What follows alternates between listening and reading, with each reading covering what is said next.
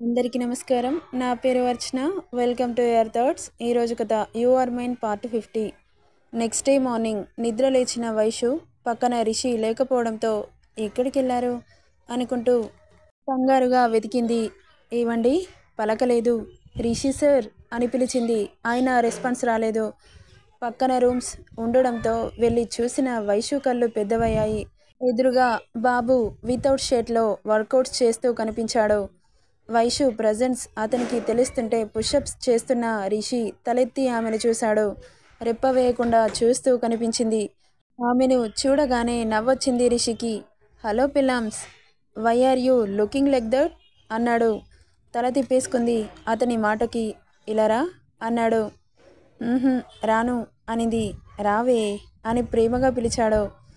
ఇప్పుడు మీ దగ్గరికి వచ్చానంటే మళ్ళీ ఏదో ఒక తుంటరి పని చేస్తారు. నేను రాను అనింది. ఏం చేయను కానీ దగ్గరికి రావే అంటూ పిలుస్తుంటే వెళ్ళింది వైషు. ఏంటి అలా చూస్తున్నావు? అంత నచ్చానా అన్నాడు. మాట్లాడలేదు. చెప్పు బేబీ, నీకు నచ్చానా లేదా అన్నాడు మళ్ళీ. నచ్చారు కాబట్టే కదా నిన్న బీచ్లో ప్రపోజ్ చేసింది. నేను అడిగేది నిన్న కాదు, ఇప్పుడు ఈ యాంగిల్లో అన్నాడు ఇలా అని వేలితో చూపిస్తూ. ఒక్కసారి మనసుకు నచ్చాక వాళ్ళు ఎలా ఉన్నా నచ్చేస్తారు అంతే అంటున్న వైషుని దగ్గరికి లాక్కొని సో క్యూట్ అన్నాడు. ఏంటి మీరు అనేది? నువ్వు చాలా క్యూట్గా ఉన్నావే. సర్లే, పొద్దున్నే జోక్స్ వేయడానికి నేనే దొరికానా? నీకు జోక్ లాగా అనిపిస్తుందా? అవును. సర్లే, నేను మీకు జ్యూస్ తీసుకొస్తాను, వదలండి. వదలను, ప్లీజ్ వదలండి. పొద్దున్నే ఏంటి సరసాలు? ఫుల్ మీల్స్ ఎలాగో పెట్టట్లేదు, కనీసం స్నాక్స్ అయినా తీసుకోకూడదా? ఇంకా ఈ బ్రహ్మచర్యాన్ని ఎప్పటి వరకు ఆచరించాలి? చెరిపేదేమైనా ఉందా లేదా? తప్పదు మొగుడు గారు, ఏరికోరి పెళ్లి చేసుకున్నారుగా అనగానే ఓహో, అయితే రివెంజ్ ప్లాన్ చేసావన్నమాట. ఎవరినైనా సాధించాలంటే తప్పదు కదా. ఏం సాధిస్తావు? అయినా నీకు ఏం కావాలి పాపా? ప్రస్తుతానికైతే ఏం లేదు. సిచ్యువేషన్ వచ్చినప్పుడు నాకు ఏం కావాలో చెబుతాను. అబ్బో, పెద్ద ప్లానే. అదేం కాదు, ఇప్పుడు అడగడానికి ఏం లేదు కాబట్టి అలా అన్నాను. సర్లే, కాలేజ్కి టైం అవుతుంది అని అతన్ని నుండి విడిపించుకుంటుంటే ఇంకాస్త దగ్గరికి లాగి పెదవులపై చిన్నగా పెక్కిచ్చి వదిలాడు. నవ్వుతూ అక్కడి నుండి కిందకెళ్ళింది వైషు. సోఫాలో స్టైల్గా కాలు మీద కాలేసుకొని కూర్చున్న రీతు నవ్వుతూ కిందకి వచ్చిన వైషుని చూసి చిటికేసింది. తల తిప్పి చూసింది వైషు. ఏయ్ ఇలారా అనింది పొగరుగా. తను అలా పిలవగానే చిర్రుమంది వైషుకి. ఇది పిలిస్తే నేనెందుకెళ్ళాలి అనుకుంటూ కిచెన్లోకి వెళ్తున్న వైషుని చిటికేసి ఏయ్ నిన్నేనే పిలిచేది అనింది. ఆమె అలా రెస్పెక్ట్ లేకుండా పిలవడంతో పాపకి చిర్రెత్తుకొచ్చి క్షణంలో ఆమె ముందు చేరి కూర్చున్న సోఫా పక్కన కాలు పెట్టి ఏంటి పొగరా అలా పిలుస్తున్నావు? బుద్ధిగా వదినా అని పిలు, లేకపోతే మూసుకొని కూర్చో. ఇలా నా మీద పొగరు చూపించావనుకో నీకే నష్టం. ఏంటి నష్టం? అసలు ఎవత్తివే నువ్వు? నా ఇంటికొచ్చి నా మీదే పెత్తనం చెలాయిస్తున్నావు అనింది రీతు. హలో ఆడపడుచుగారు, ఇంకో 4 రోజులైతే పెళ్లి చేసుకొని నీ పెట్టాబేడా సర్దుకొనిపోయేదానివి. నాతో నీకేంటి పాపా? మూసుకొని కూర్చో అనగానే ఏంటే ఎక్కువ మాట్లాడుతున్నావు? అవును, ఎక్కువే మాట్లాడతాను. ఎందుకో తెలుసా? నేను ఈ ఇంటి కోడల్ని, ఈ ఇంటి వారసునికి పెళ్ళాన్ని, ఈ ఇంటి యువరాణిని అంటూ తను ఎదురుగా ఉన్న సింగిల్ సీటర్లో కూర్చొని కాలు మీద కాలేసుకొని చెబుతుంది యాటిట్యూడ్గా వైషు. ఆమె అంత పొగరు చూపిస్తుంటే అస్సలు నచ్చట్లేదు రీతుకి. కోపంగా పైకి లేచి ఏయ్ ఎంత పొగరే నీకు? నా ముందే పొగరు చూపిస్తున్నావు? యూ లో క్లాస్ స్టూపిడ్ గర్ల్ అంటూ అరుస్తున్న ఆమె బుగ్గ వైషు పాప చేతిలో బూరె అయింది. నన్నే కొడతావా? చెబుతా నీ పని అని వేలు చూపించి వెళ్తుంటే వైషు పాప చిటికేసింది. రోషంగా వెనక్కి తిరిగింది రీతు. ఆగండి ఆడపడుచుగారు, మీకు కాఫీ తీసుకొస్తాను, ఇక్కడే కూర్చోండి, ఎక్కడికి వెళ్ళకండి అని వెటకారంగా చెప్పి కిచెన్లోకి వెళ్ళింది వైషు. దీని పొగరు ఇప్పుడు దిగుతుంది చూడు అనుకుంటూ సోఫాలో అలాగే పొగరుగా కూర్చొని వైషు కోసం వెయిట్ చేస్తూ ఉంది. బాగా వేడి వేడి కాఫీ తీసుకొని వచ్చి రీతు చేతిలో పెట్టింది వైషు.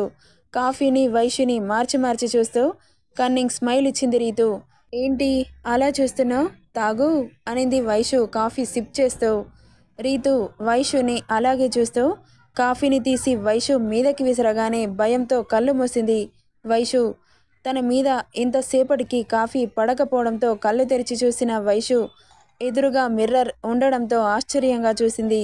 ఇది ఇక్కడికి ఎలా వచ్చింది అని తల తిప్పి చూసిన వైషుకి చింత నిప్పుల్లాంటి కళ్ళు కనిపించడంతో ఒక్కసారిగా భయం వేసింది.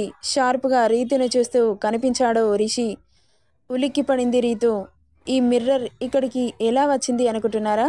వైషు రిషి రూమ్లో మిర్రర్ లేదు. సో స్పెషల్గా కృష్ణుడి డిజైన్తో డ్రెస్సింగ్ టేబుల్ని రెడీ చేయిస్తున్నాడు ఆమె కోసం. అదే టైంకి డ్రెస్సింగ్ టేబుల్ని తీసుకొచ్చారు పనివాళ్ళు.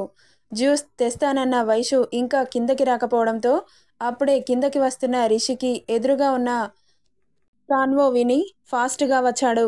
అంతలోనే ఆ డ్రెస్సింగ్ టేబుల్ని కాలితో ఒక తన్ను తన్నగానే వెళ్ళి అదే టైంకి రీతు వైషు మధ్యలో చేరింది. రిషి పని వాళ్ళకి సైగ చేయగానే ఆ టేబుల్ని అక్కడి నుండి తీసుకెళ్ళిపోయారు. గుడ్లప్పగించి చూస్తున్న రీతు చెంప చెల్లుమనింది రిషి చేతిలో. అంత ఫోర్స్గా కొట్టేసరికి తుల్లిపడింది రీతు. అన్నయ్య అంది ఆవేశంగా. షడప్ అంటూ అరిచాడు. వేడి వేడి కాఫీ మీద పోస్తావా ఇడియట్ అంటూ ఆమెను మళ్ళీ కొట్టడానికి చెయ్యెత్తుతుంటే వైషు రిషి చెయ్యి పట్టి ఆపింది.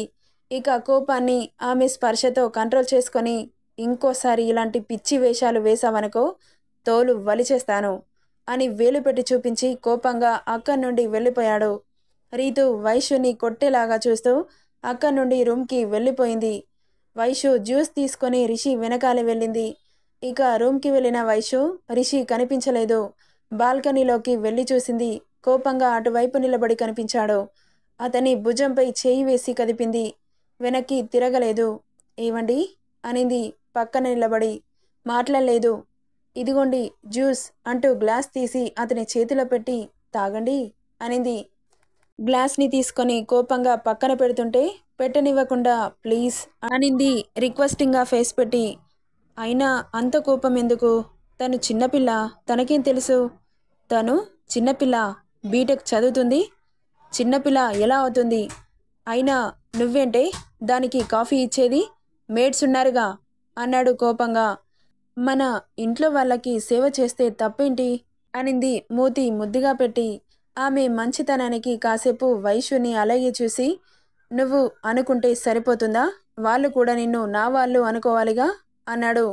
ఇంత సడన్గా నన్ను వాళ్ళు ఎలా యాక్సెప్ట్ చేస్తారు? ఒక్కసారి ఆలోచించండి అంటున్న వైషుని మీదకి లాక్కొని, యాక్సెప్ట్ చేయాలి, లేకపోతే మోసుకొని ఉండాలి. అంతేకాని నీ మీద దౌర్జన్యం చేస్తే నేను అస్సలు ఊరుకోను అన్నాడు. కోపంగా ఉన్న రిషిని ఎలా ఐస్ చేయాలో ఆలోచిస్తూ. రిషులు అంది గారంగా. ఒక్కసారిగా ఆ పదం వినగానే అప్పటి వరకున్న కోపం ఎగిరిపోయి అతడి ఫేస్లో స్మైల్ వచ్చి చేరింది. కమగైన్ అన్నాడు సైడ్ స్మైల్తో. రిషులు అనింది మళ్ళీ. నవ్వి ఆమె బుగ్గపై ముద్దు పెట్టి, ఐ లవ్ దిస్ వర్డ్. ఇలా అమ్మ పిలిచేది. రియల్లీ చాలా స్వీట్గా అన్నావు. నాకు చాలా నచ్చింది. నన్ను ఇలాగే పిలవచ్చు కదా అన్నాడు ఆశగా. ఎందుకు పిలవను? ఖచ్చితంగా పిలుస్తాను. లవ్ యూ బేబీ అన్నాడు దగ్గరికి తీసుకుంటూ. అంత కోపం ఎందుకు రిషులు? తను నీ చెల్లి కదా. చెల్లి కాబట్టే ఒక దెబ్బతో సరిపెట్టాను. వేరే వాళ్ళ అయ్యుంటే ప్రాణాలు తీసేవాడిని అన్నాడు పిడికిలి బిగించి. ఇదిగో ఇలా కోప్పడితే నాకు నచ్చదు అనింది మూతి ముద్దుగా పెట్టి. ఆమె పెదవులపై ముద్దిచ్చి, మరి ఎలా ఉంటే నచ్చుతుంది? ఇదిగో ఈ జ్యూస్ తాగితే నచ్చుతుంది అంటూ చేతిలో ఉన్న జ్యూస్ గ్లాస్ని నోటి దగ్గర పెట్టింది. నువ్వు తాగవే. నో, నేనిప్పుడే కాఫీ తాగాను, మీరే తాగండి. లేదు బేబీ, నువ్వు తాగిస్తేనే తాగుతాను అంటూ మొండి చేస్తుంటే ఇక గ్లాస్ తీసుకొని సిప్ చేసి అతని చేతిలో పెట్టింది. ఇక జ్యూస్ తాగి సో స్వీట్ అంటూ ఆమె పెదవులకి అంటిన జ్యూస్ డ్రాప్స్ని నాలుకతో లిక్ చేసి పెదవులని సున్నితంగా అందుకున్నాడు. ఆమె తాగిన జ్యూస్ అతని నాలుకతో జుర్రుకుంటూ 3 నిమిషాల మురిపాల ముద్దు ఇచ్చి వదిలాడు. అతని చూపులకి ముద్దుకి కెమిస్ట్రీ రియాక్షన్స్ జరిగి ఆమె బుగ్గలు ఎర్రబడ్డాయి. అసలే నిద్ర లేవడం వల్ల బబ్లీగా ఉన్న చీక్స్ కాస్త సిగ్గుతో ఇంకాస్త అందంగా కనిపిస్తుంటే అతడి కొంటె చూపులో తాళలేక అతన్ని దూరం పెట్టి బాల్కనీ నుండి బయటకు వెళ్తుండగా చెయ్యి పట్టి లాగి గోడకి అదిమాడు. గుడ్లు పెద్దవి చేసుకుని చూస్తూ ఉంది వైషు. ఇద్దరి మధ్య అర ఇంచు దూరం మాత్రమే ఉంది. అతని చెస్టుపై చేతులు పెట్టి వెనక్కి తోస్తూ ఉంది వైషు. ఆమె చేతులని గోడకి లాక్ చేసి ఆమె కళ్ళలోకి సూటిగా చూస్తుంటే చిరు చెమటలు పట్టి గుండె వేగం అమాంతం పెరిగింది. ఆమె బుగ్గపై చేయి పెట్టి కామ్ డౌన్ బేబీ అన్నాడు. అయినా కానీ బాబుగారి చూపుల బాణాలు గుండెల్లో గుచ్చుతుంటే అరచేతుల్లో నుదుటి మీద చిరు చెమటలు పట్టి ఆమె ఎద సంకోచ వ్యాకోచాలతో ఎగసిపడుతుంది. ఇద్దరి వయస్సులు ఆ క్షణంలో ఏదో కావాలనిపిస్తుంటే ఆమె నడుం మీదకి చెయ్యి చిన్నగా పాకుతుంటే ఆమె హార్ట్ బీట్ 100 దాటింది. అలాగే పిడికెడు నడుముని అతడి అరచేతుల్లో బంధించి మీదకి లాక్కొని ఆమె మెడ వంపులో గాఢంగా ముద్దు పెట్టాడు. ఒక్కసారిగా ఒళ్ళంతా జివ్వుమంది వైషుకి. ఆమెకు తెలియకుండానే అతడి వీపుని చుట్టేసింది. మెడవంపులో తడి ముద్దులు అద్దుతుంటే ఒంట్లో ప్రకంపనలు చెలరేగాయి. వాటిని అదుపు చేయడం ఆమె వల్ల అవ్వట్లేదు.